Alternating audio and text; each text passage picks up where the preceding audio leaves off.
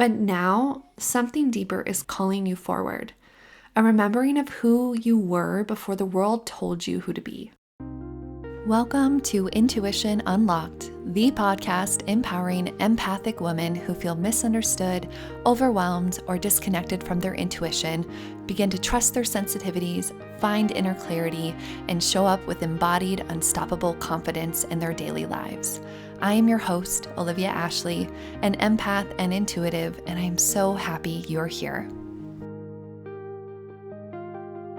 Hello and welcome to Intuition Unlocked. I'm so grateful you're here with me today. If you've been feeling a call to slow down, reconnect with your inner wisdom, and live from a place of softness and strength, then this episode is for you. Because today we are diving into a topic that has been stirring in many of our spiritual circles, and I believe is deeply needed in our world right now, which is the rise of the divine feminine. In this episode, we will explore what divine feminine energy is, why it's rising right now, how to embody it in your day-to-day life, and how to work with both feminine and masculine energy in a balanced, empowering way. And I also have 3 channeled messages towards the end of the episode to help ground it in and give you more support. So get cozy, maybe light a candle, and let's dive in. I want to begin with a question I often receive, which is, what is divine feminine energy?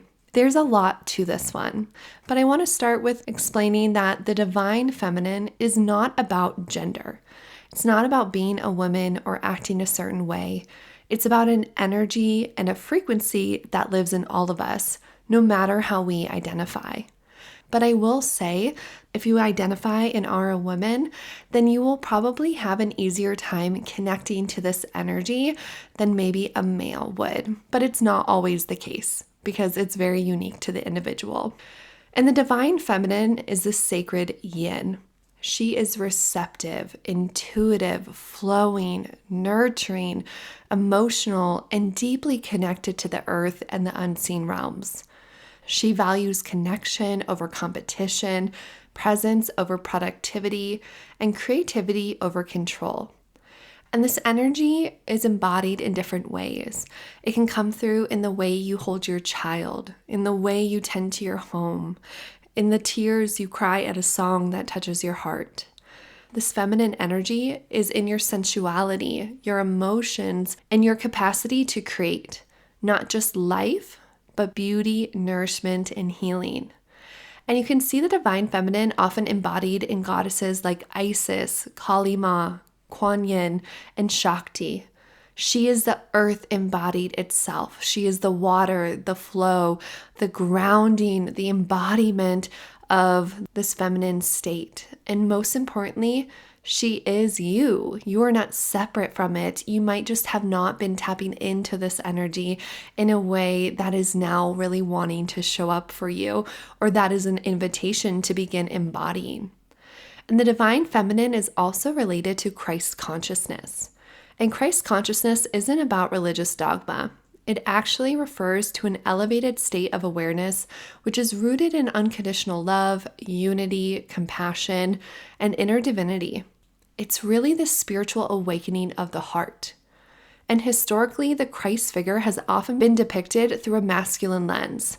So Jesus as teacher, savior, guide. But what's often forgotten in these stories and these depictions is the divine feminine aspect of Christ consciousness, which exists. The presence of Mary Magdalene, Mother Mary, Sophia, are all archetypes which represent the intuitive, receptive, emotional, and heart-centered wisdom that has been suppressed historically, but is now returning to the forefront. So the rise of the divine feminine is not separate from Christ consciousness. It is actually an essential part of it.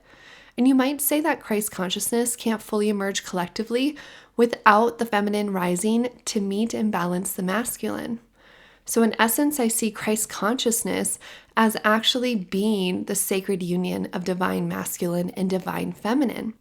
And right now, collectively, we are moving toward wholeness and harmony and transcendence of these two polarizing states.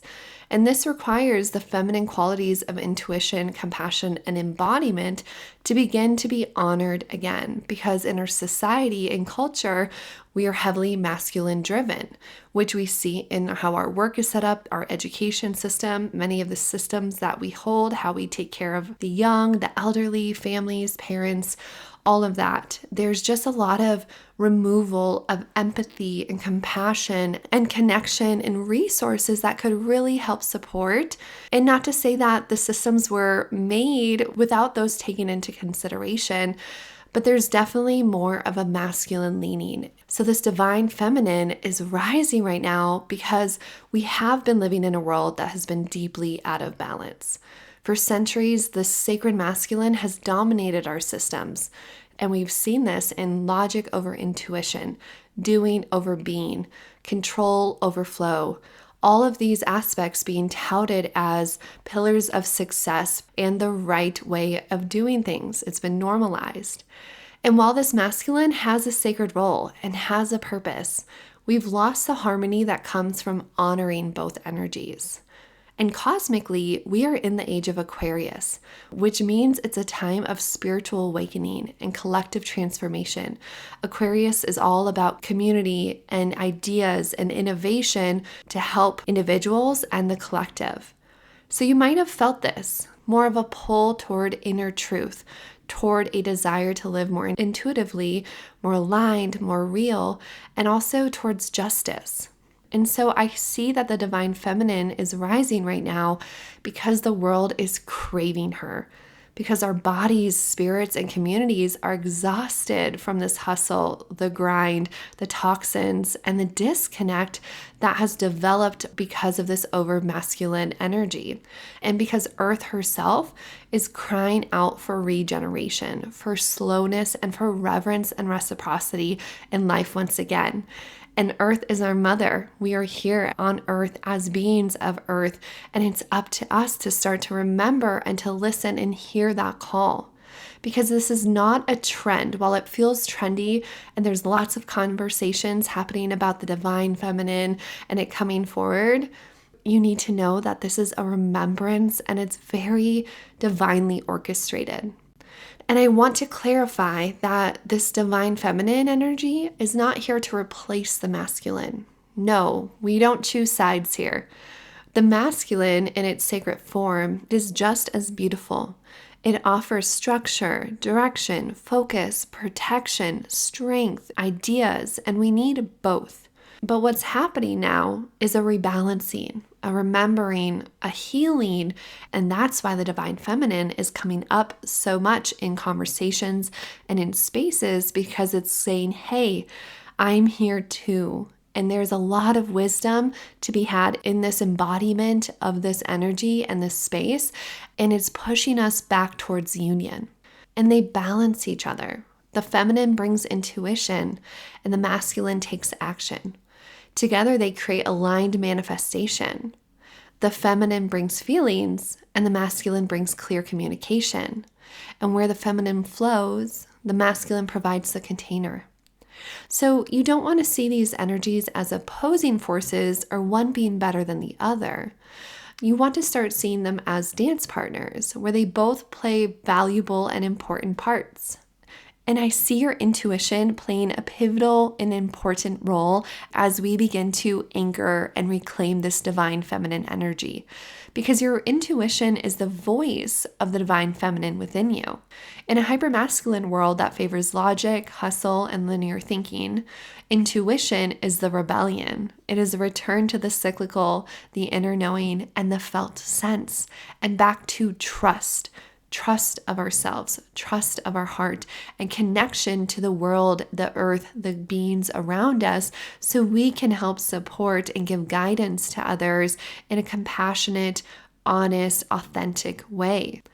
And I believe there's a connection in the rise of our interest in spirituality, in intuition, in building connection to ourselves and beyond. So through energy healing, channeling, dream work, intuitive living, embodiment, rituals, ceremony, all of those practices that fall under the umbrella of intuition and spirituality, It's mirroring the collective feminine remembering because they are direct tools that are going to help us reconnect and embody and anchor in this feminine energy. And so your intuition can help lead you through this because it's taking you inward. It's helping to break you free from needing external validation, which is really a masculine, heavy trait that we're witnessing in our world right now, driven by the ego. Your intuition helps to reconnect you to your heart, to your womb, your body, and your spirit. And it also helps you listen, not just to yourself, but to the earth, to spirit, and to the subtle energies around you, which is going to strengthen your connection to the feminine energy. So intuition isn't just a tool here, it's actually a pathway into the feminine awakening we're seeing.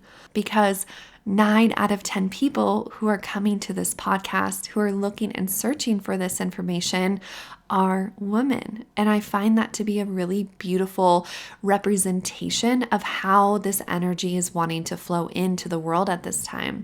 Us women are being asked to step in as feminine leaders, to honor and show up in different ways in our life that is more aligned and authentic and hold aspects of those feminine qualities, which is so exciting. I mean, I think there is a revolutionary aspect to this energy that is being anchored in right now.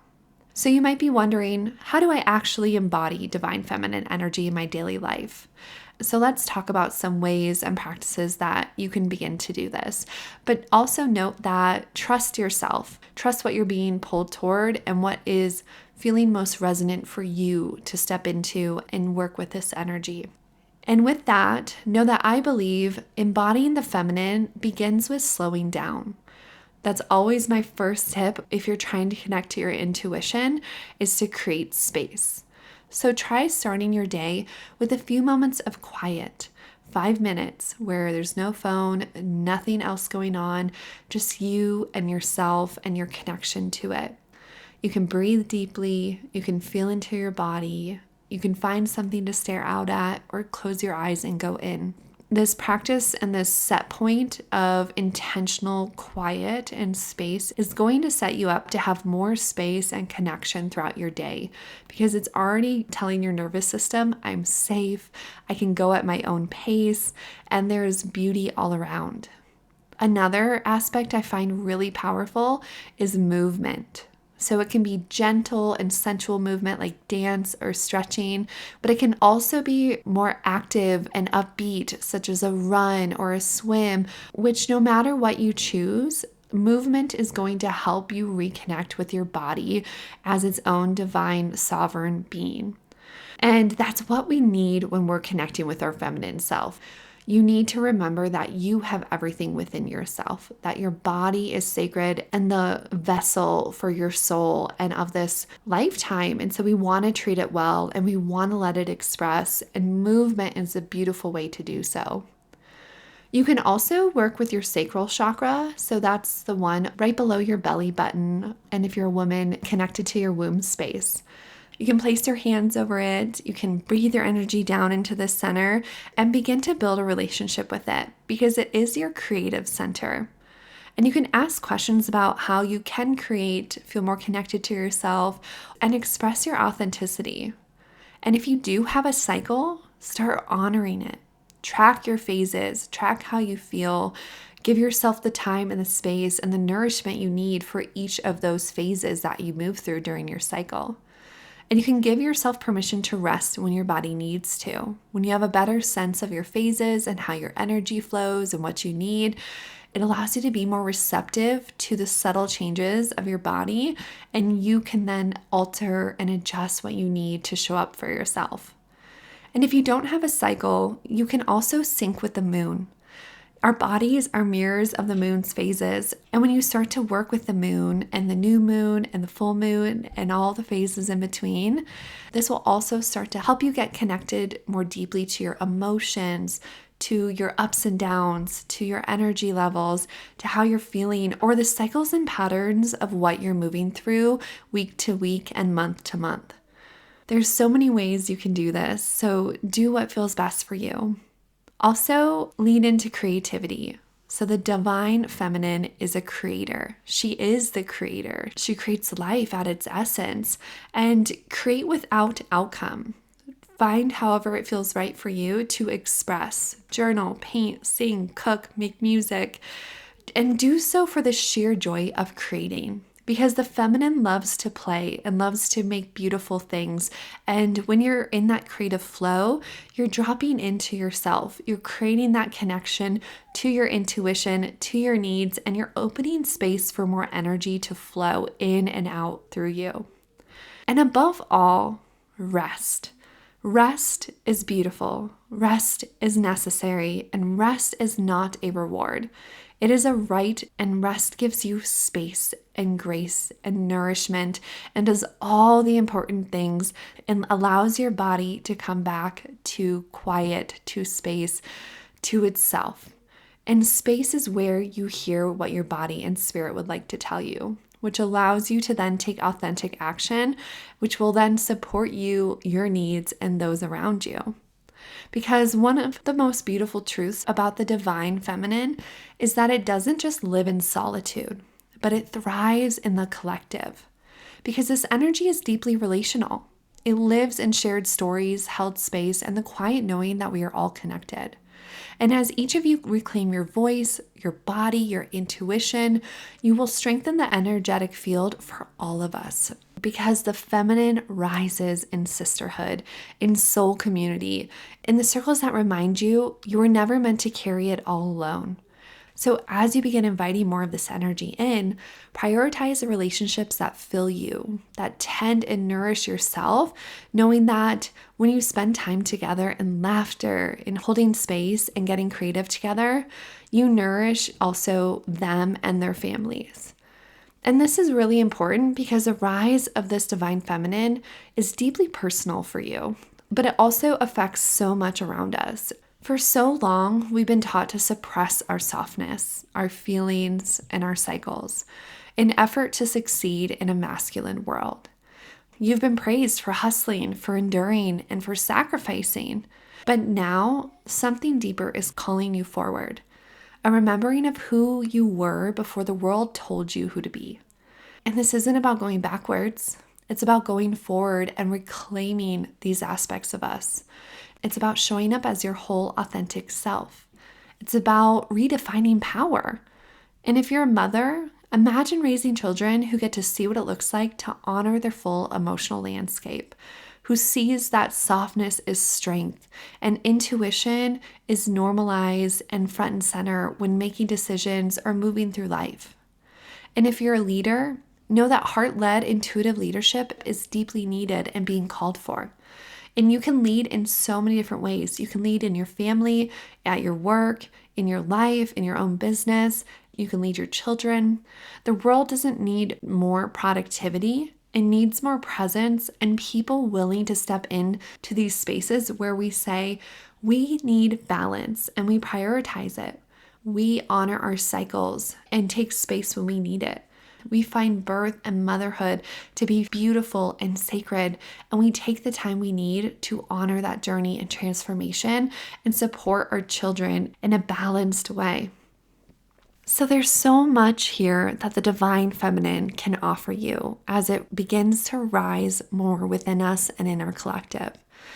And here are some of the ones that really stand out to me as being important to note and being spiritual lessons that it's offering to us. First is the reclamation of self and the remembrance that you are already whole, that you don't need to earn rest, softness, or your own wisdom. You already have it. Second is to trust the mystery of life. You do not need to figure it all out or have the plan from A to Z and everything in between. The feminine thrives in the unknown. She flows with the tides and asks you to be compassionate and aware of what you need in this moment and adjust in the moment. Third is healing happens in slowness.